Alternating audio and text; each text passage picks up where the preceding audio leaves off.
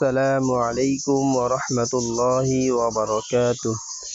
আলহামদুলিল্লাহি ওয়া কাফা ওয়া সালামুন আলা ইবাদিহিল্লাযীনা ইসতাফা, আম্মা বা'দ।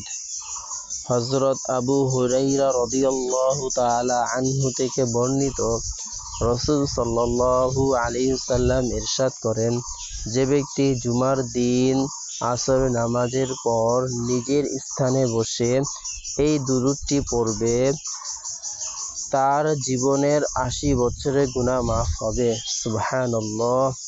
এবং তার আমলনামায় ৮০ বছরের ইবাদত বন্দেগীর সওয়াব আল্লাহ তাআলা দান করবেন।